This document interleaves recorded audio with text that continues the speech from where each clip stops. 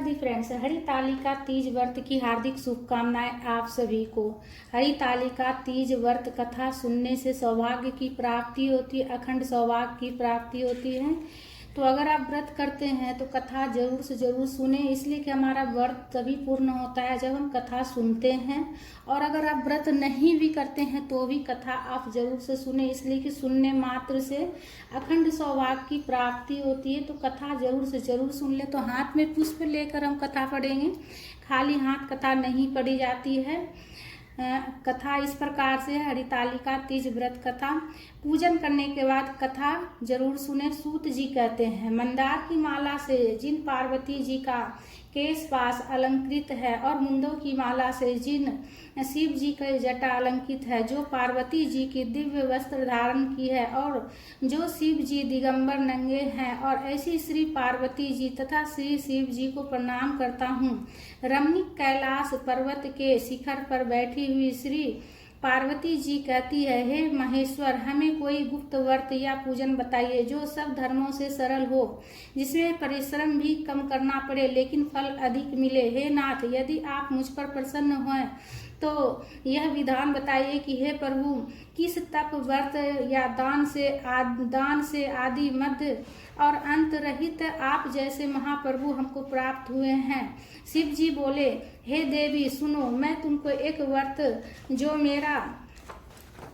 जो मेरा सर्वस्व और छिपाने योग्य है, लेकिन तुम्हारे प्रेम के वशीभूत होकर मैं तुम्हें बतलाता हूँ। शिव जी ने कहा, भारतवर्ष में जैसे नक्षत्रों में चंद्रमा, ग्रहों में सूर्य, वर्णों में ब्राह्मण, देवताओं में विष्णु भगवान, नदियों में गंगा, पुराणों में महाभारत, वेदों में सामवेद और इंद्रियों में मन श्रेष्ठ है, सब पुराणों और वेदों का सर्वस्व जिस तरह कहा गया है, मैं तुम्हें एक प्राचीन व्रत बतलाता हूँ। एकाग्र मन से सुनो। जिस व्रत के प्रभाव से तुमने मेरा आधा आसन प्राप्त किया है वह मैं तुमको बतलाऊंगा, क्योंकि तुम मेरी प्रेयसी हो। भाद्रपद मास में हस्त नक्षत्र से युक्त शुक्ल पक्ष की तृतीया तिथि को उसका अनुष्ठान मात्र करने से स्त्रियां सब पापों से मुक्त हो जाती है। हे देवी, तुमने आज से बहुत दिनों पहले हिमालय पर्वत पर इस व्रत को किया था, यह वृत्तांत मैं तुमसे कहूँगा। पार्वती जी ने पूछा, हे नाथ,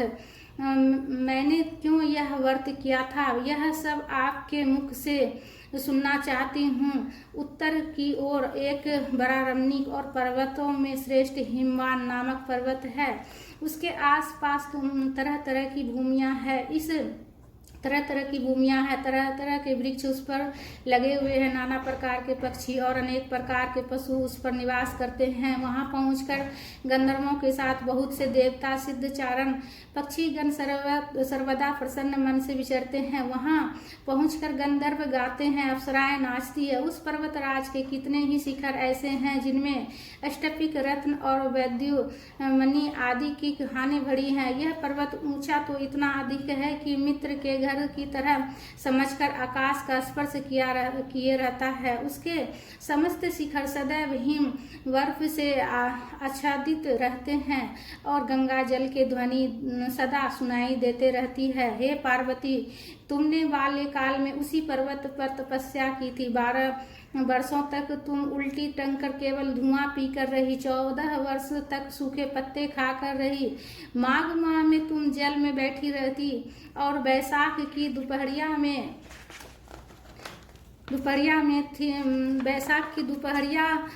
में थी। सावन महीने में जल बरसता था तो तुम भूखी प्यासी रहकर मैदान में बैठी रहती थी। तुम्हारे पिता इस तरह के कष्ट सहन को देखकर बड़े दुखी हुए। वे चिंता में पड़ गए कि मैं अपनी कन्या किसको दूं। उसी समय नारद जी वहां पहुंचे। मुनि श्रेष्ठ नारद जी उस समय तुम्हें देख कर गए थे।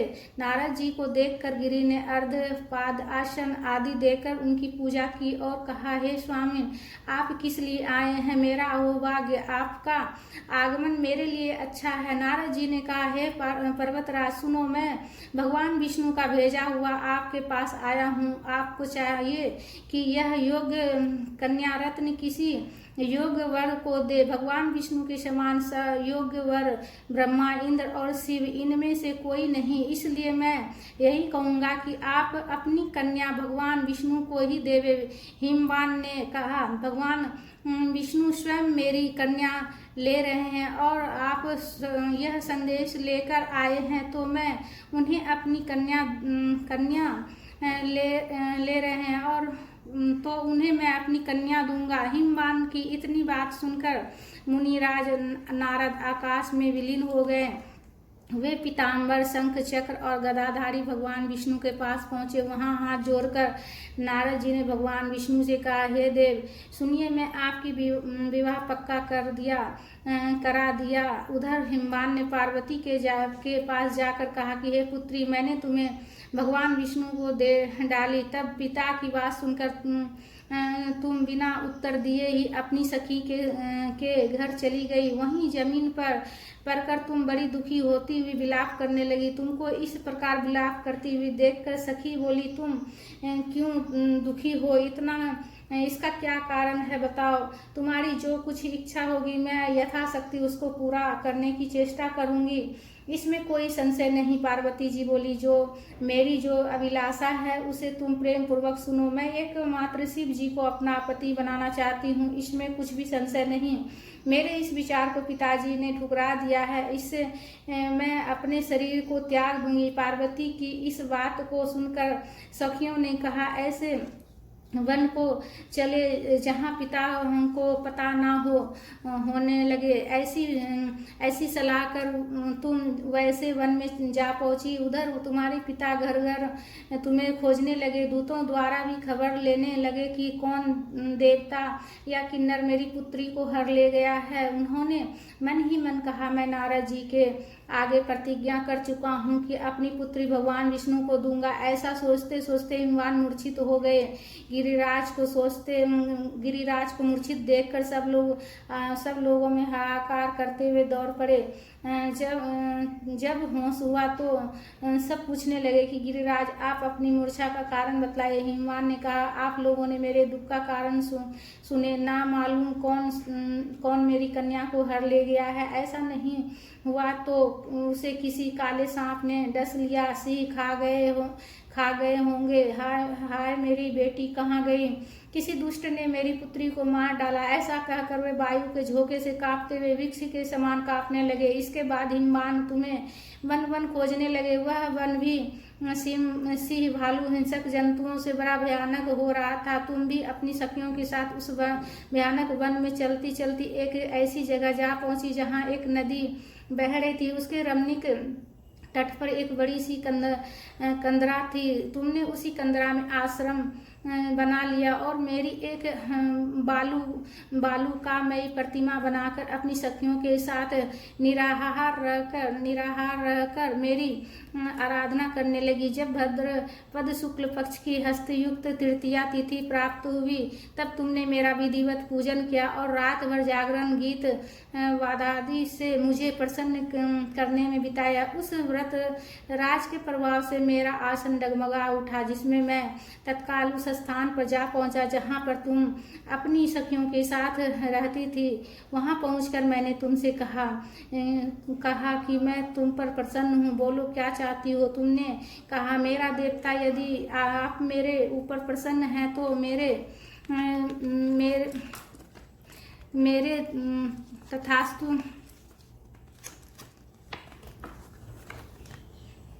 मेरे तथास्तु कहकर कैलाश पर्वत पर वापस आने पर तुमने वह प्रतिमा नदी में प्रवाहित कर दी और सखियों के साथ उस महाव्रत का पारण किया। हिमवान भी तब तक उस वन में तुम्हें खोजते हुए आ पहुँचे। चारों दिशा में तुम्हारी खोज करते करते वे व्याकुल हो चुके थे।